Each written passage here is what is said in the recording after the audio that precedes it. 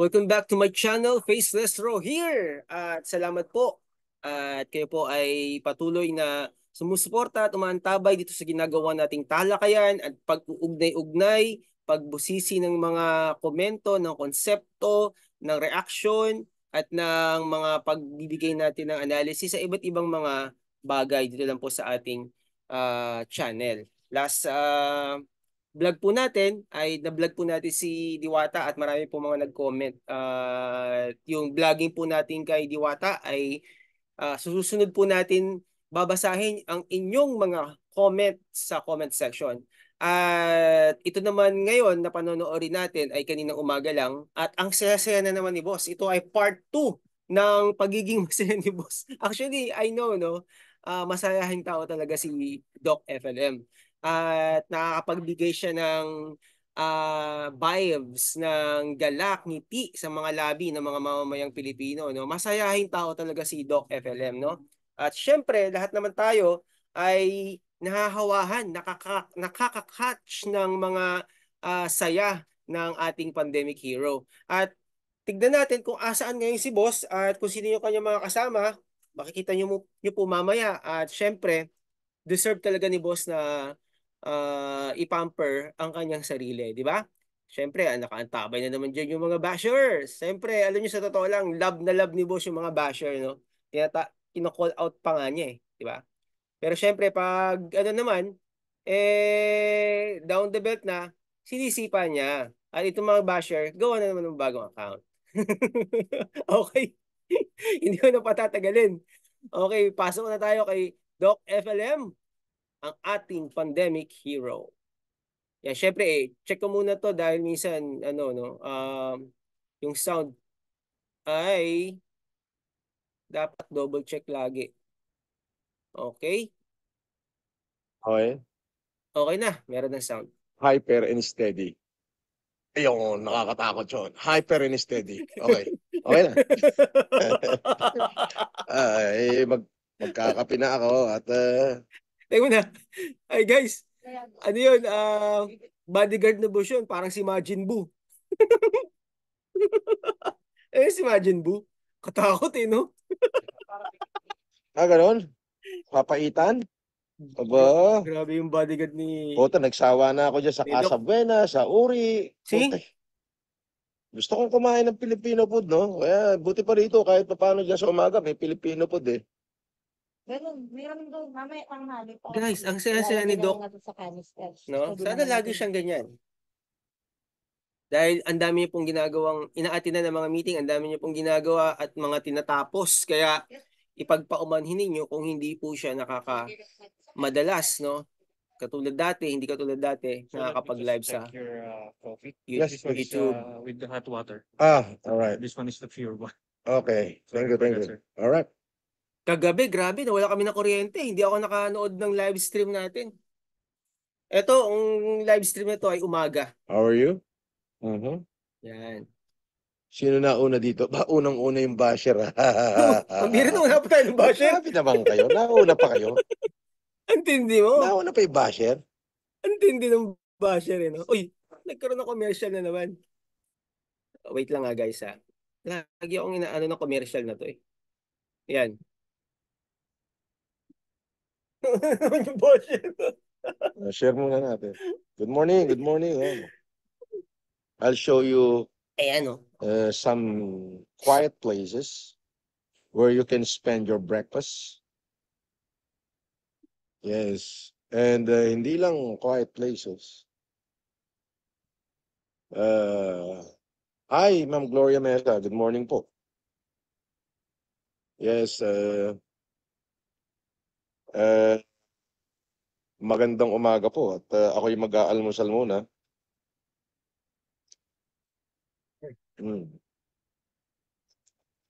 Deserve talaga yan ni boss, no? Na i-treat nyo kanyang sarili. Ang daming ginagawa, eh. Tsaka, syempre sa humanitarian natin, di ba? Malapit na. June 11, 12, 13. Malapit na yun. Kumusta po kayo? Mabuti naman, Doc. I miss you, Ma'am Gloria. Nawala kami ng kuryente. Parang nag-iisa ka yata sa comment section. Ibig sabihin, puro basher yan nandyan, Ma'am Gloria. Napaikutan ng mga basher si Mami Gloria. Hindi, dito Malinaw po ba yung dating ko? Malinaw, boss. Marami tayong nanonood, pero parang iisa yung nagko-comment. Paano ko kayo isa-shoutout? Hindi ko makikita yung pangalan niyo. Si Ems Pascual. Good morning po, Doc. Sir Doc FLM. Aga mo po mag-live ba? Yes. Aga nga, hindi ako I woke up with a smile. See, di ba? Ang saya ng I woke up with alam niyo yun, parang nakatulog ako ng may kapayapaan sa aking puso. yun. Masyado akong mahal ng Diyos. Love na love niya ako. Kaya naman, I dedicated the life that I have to two things. First, to love myself, and the others is to love others. Ay, ma'am, shout out kay Mami Gloria Mesa, ha? Thank you, Mami. Si Mami Gloria ay nagpalipad ng $20. Every mong aga-aga. Di ba? Ang aga-aga dito, sinasalubong ako ng napakagandang umaga. Bakit? Tingnan mo naman, ang daing pakulay dyan. Di ba? Di ba? At saka ang ganda ng intro niya, di ba? Mahal na mahal siya ng Diyos, pinagpala siya ng Panginoon. Deserve niya na sa dami ng ginawa niya, no, na trabaho, may mga nilalakad siya on the side of yung humanitarian natin, and on the other side yung sa team ng grupo niya na nasa likod ni Doc FLM ng ating pandemic hero. Okay, dire-diretso na po tayo. Eto, wala na pong putol-putol to. Nagsashare lang po ako at mamaya itutur ko kayo kung saan ako at ang mga bata ko ay magbe-breakfast. Sarap naman. Teka muna, mamaya ka na kumain. Bibidyohan mo muna ako, Boknoy. Pag kumuha ako ng pagkain. Sige. Grabe yung bodyguard. Dali nga, Ang laki. magbibidyo nga eh. Sa dali lang eh. Nagsesend lang ako. Ikaw Ang no, laki, masyado no? ka Parang naman. wrestler. Masyado kang atat. Hindi, papunta na si Bon. Ang laki ng ano eh, no? Bodyguard eh, no? Ayan. May nagpalipad na naman. Ayan, no? Eh, yung mga palipad na yan, dyan Gloria. ano yung ano eh, naiinggit yung mga basher. Okay, wait. Eh, anong gagawin natin? Share ko lang to ganun sa talaga. Facebook. Pag pinagpala ng Diyos, kaya nga ano eh, di ba? Tawag dito. Ano ba yung lagi natin sinasabi, guys? Agila ng Norte, di ba? Kaya nga ano eh, kaya nga pinagpala ng Diyos eh. Ayan, guys, tignan nyo, yung ano Okay. natin yung pupuntahan ni Doc. Alright, so Itong itutur niya tayo. okay, Boknoy. Sandali lang po. At Ano babalik masasabi ko niyo yung sa lugar? camera. Ang ganda, di ba? Huwag mong papalitan namin. Okay, let's go. Gwapo eh, no? Ano kaya sapatos ni Doc? Mahilig din pala siya sa puting ano, no, sapatos. Ako wala, nagpuputing sapatos din ako madalas. Ganda rin yung jacket niya. Ayan, ano? Bagay na bagay, boss, Artista ng datingan. Paano sila? Nandito ako sa dito ako kurang friend. Okay. Ikaw ako mag-break up. Sarap naman yan, ano? Gawan mo ako Okura Hotel. Thank you.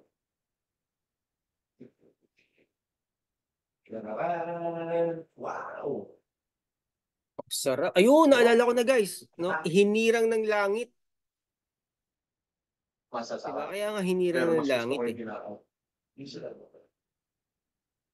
Ang sarap. Ano kayo nasa mga sabaw-sabaw yata itong nasa gilid. Nasa ano si Doc FLM. Nasa dish ng mga Pilipino, sabi niya. Andyan, ano? Ano kayang kinukuha niya? Tinapay, pandesal. Ano yun? Pandesal ba yun ulit? Ayan, oh. Sarap, oh. Ano kayang kukunin niya sunod? Ano yan?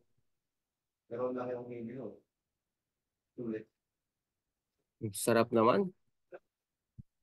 And of course, Parang bumili rin yung asawa ko nung ganun, Kinuha ni Doc. Walang kakapundi ko.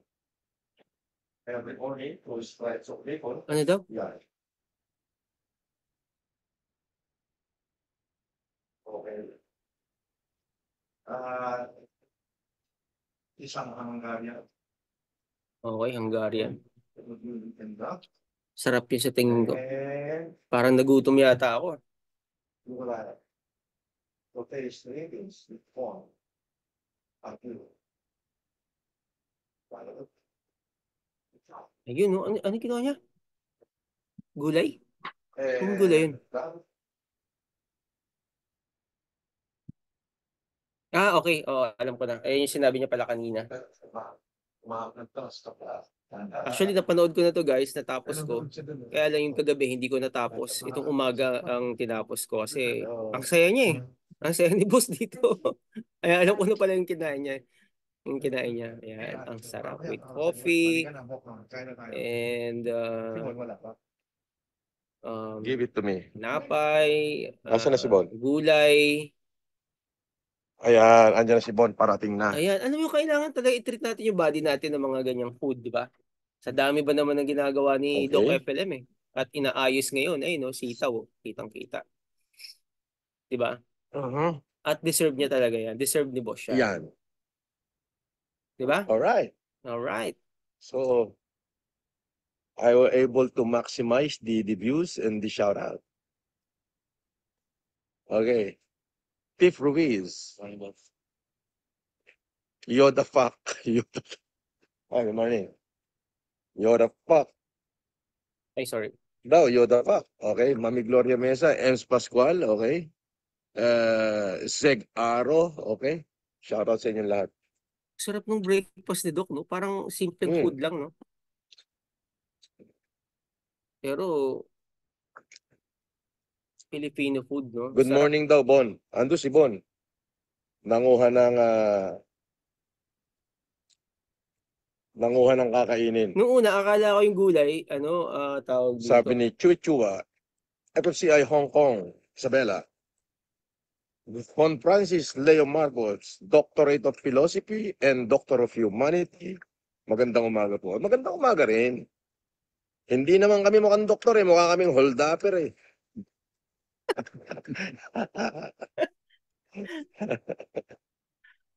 Tikman natin yung Hungarian. Hungarian daw no? to. Sarap. Masarap siya. Bok. Ito masarap. Sabi ko sa inyo, Hungarian sarap talaga. eh. Masarap. Kuha mga mga anim. Wow, anim. Mami Gloria, good morning din daw po, sabi ni Bon.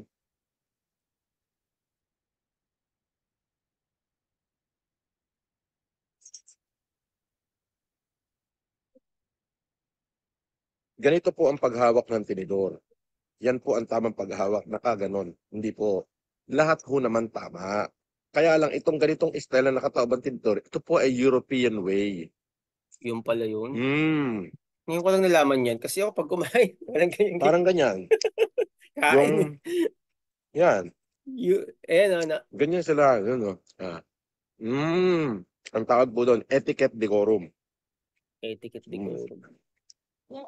Yes. Kaya alam mo sa mga ganyan, parang Do you cook the egg the way I like it? Okay, this is the way. Parang ang bagal nila Look kumain. like Tapos it. Thank you konti very lang, much, chef. no? Yung mga taga-Europe.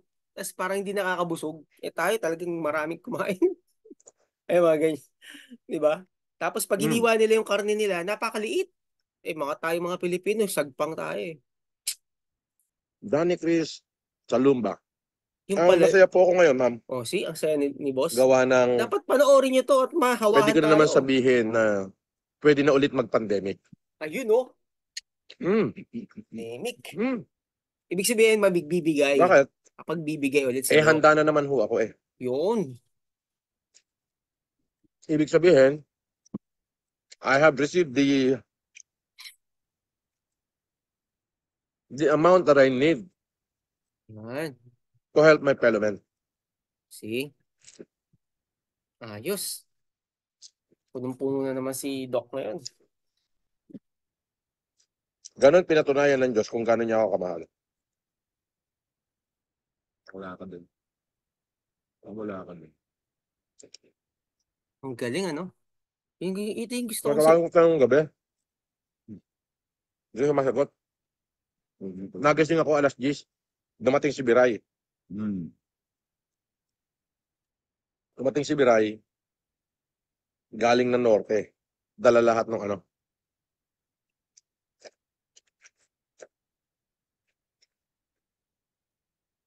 Okay, guys. Magalmasal po tayo. Sabi ni Chiron Kadahing, Erlinda Miller, Chubichua ng Hong Kong. Okay, guys, tignan nyo, ha. Sa totoo lang, guys, sa totoo lang, kaya lalong pinagpapala ang Agila ng Norte dahil siya ay hinirang ng langit, no? Alam niyo kung bakit? Dahil yung mga binibigay sa kanya ng Panginoon, yung kanya mga natatanggap, ay hindi niya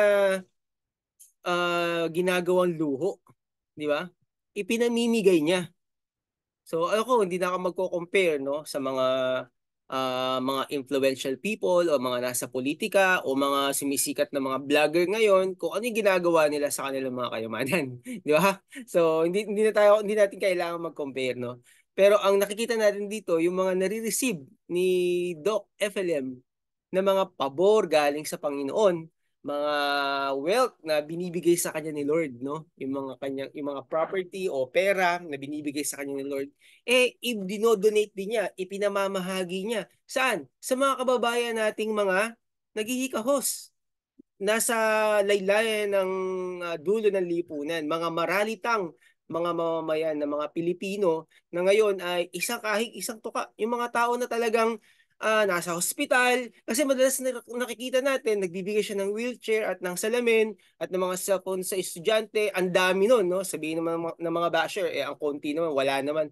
Abangan nyo po sa June 11, 12, 13, diyan po sa bayan ng Isabela, no? Sa gymnasium ng Ramon, magbibigay po ang FLM Humanitarian dyan po sa Region 2. Kaya abangan po natin yan. Ngayon, yung mga binibigyan niya na ang daming mga recipients, no, na talaga namang talagang yung ngiti sa mga labi ay talagang sobra-sobra. Hindi lang yung mga wheelchairs, mga salamin at cellphone. Nagbibigay din po siya ng cash. Okay? Nagsasend siya ng GCash. Tapos yung mga sakit ng mga kababayan natin na kapag yung mga nagpapadialysis, inaabutan niya.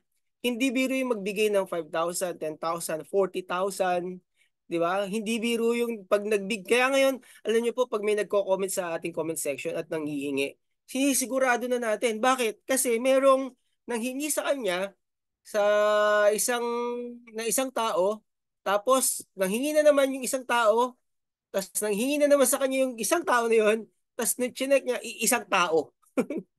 No, isang tao lang pala yun. Eh di, scammer, di ba? Budol.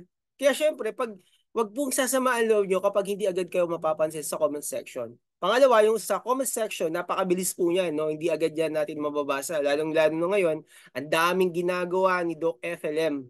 Okay? Kaya nga, yung bodyguard niya, siguro, ang laki nun, ano? Laki ni, parang kamukha ni, ano, ni Majin Buu. So, ang dami niyang ginagawa. Kami na po ang humihingi ng paumanhin kung hindi niyo po mabasa um, ang inyong komento. Pero gusto ko pong sabihin sa inyo, tiyagain nyo lang.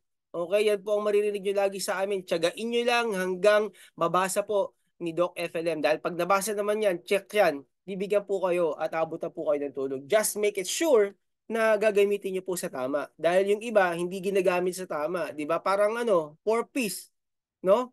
7 yung anak, lahat tatanggap. Tapos maya-maya, yung magulang, nandun, saan? Sa tongitan. Kaya, ano no, minsan nakaka-disappoint. Tinulungan mo yung mga taong alam mo deserve na tumanggap ng tulong pinansyal, 'di ba? At makikita natin nandoon nagbibingo. Kaya wag po natin samantalahan yung kabaitan ng isang tao. Okay, lagi niya po sinasabi yan. At lagi niya sinasabi ni Doc FLM na kapag kayo po ay nakatanggap, huwag na kayo magpasalamat sa akin, magpasalamat kayo sa Diyos. Kaya kung mapapansin niyo, deserve ba ni Doc FLM na i-treat, i-pamper yung kanyang sarili? Yes, deserve niya. Why? Kasi every time na nakakatanggap po siya ng mga blessing, no, mga pagpapalang galing sa Panginoon, unang-una po niyang ina-acknowledge ay si Lord. Ibinibigay niya yung kanyang mga natatanggap sa mga mamamayang Pilipino na nangangailangan. Kaya doon po sa mga hindi po agad nakakatanggap ng tulong, may mga nabasa po ako kasi dito na nagko-comment sa akin, hindi pa raw sila nakakatanggap ng tulong, kaya tinatamad na sila. Huwag po kayong tamarin kasi una-una, hindi po talaga obligasyon ni Doc FLM na magbigay ng tulong at tulungan tayo. Dahil nga dyan, di ba? Naging kontrobersya yung buhay niya. Ginawan siya ng kwento, pinakulong siya. Pero dahil sa bagay na yon, mas lalo siyang tumatag. Kaya paglabas niya ngayon, nakita niyo naman, di ba? Mas lalo siyang i-bless ni Lord. Yung intention ng enemy, ng demonyo na siya ay ikulong. May mga ganyan naman recorded sa Bible, di ba? May mga taong nakulong na mga propeta, pero lumaya at mas binless ni Lord. Yung mga tao na inaapi, mas binibless ni Lord. Kung makikita natin sa history, yung mga tao na nadala sa piitan, paglabas po nila, mas lalo silang stronger than ever. Di ba? Mas lalo silang tinuruan ng Panginoon, binigyan ng wisdom. Example natin dyan sa Bible ay si Joseph the Dreamer, di ba? Si Daniel na punong-puno ng wisdom, si Prophet Daniel, isa sa minor uh, prophets sa book ng Bible. Kaya ito pong nangyayari ngayon sa pandemic, ito pong nangyayari ngayon sa ating pandemic hero, walang iba kundi si Doc Francis Leo Marcos. Yung sinasabi po niyang ready na naman tayo sa pandemic, ang ibig niya po sabihin, sinabi niya na rin kanina, uulitin ko, ready na po siya na umabot sa ating mga mamamayang Pilipino. Palakpakan naman natin si God sa buhay ng ating pandemic hero. Walang iba kundi si Doc FLM. Okay? Hindi na po natin inidiretsuhin yung ating panonood. I-encourage you na pumunta po kayo sa ating YouTube channel. Ang pangalan po ng YouTube channel ni Doc FLM ay FLM Comeback. Ilalagay ko po yan sa description sa video na ito at puntahan nyo po, panoorin nyo po yung buong video na yon at yun po ay may 54 minutes. Masaya po ang kwentuhan doon, no? Ang dami dong mga ang dami dong mga iba't ibang pangalan ng mga bashers. No? Hindi ko na po sasabihin sa inyo. Masaya yung araw na yon, no? Masaya yung usapan na yon kaninang umaga diyan sa nila, pinag-istayan nila, no, dahil may meeting dyan si boss, no? At dyan sila nag-breakfast. So yun lang yung gusto kong sabihin sa vlog na to. Patuloy po natin suportahan ang ating pandemic hero dahil the more na binabash siya, the more na binibless siya. Kaya pala ang saya-saya ni Doc, di ba? Sabi niya, ang saya ko. Di ba? So, in other words, dahil binibless yung ating boss, binibless yung ating leader, no? Naniniwala ako na tayo rin po ay magiging blessing. Di ba? Magiging masaya tayo. Dahil masaya yung ating iniidolo. In other words, masaya yung ating sinusuportahan.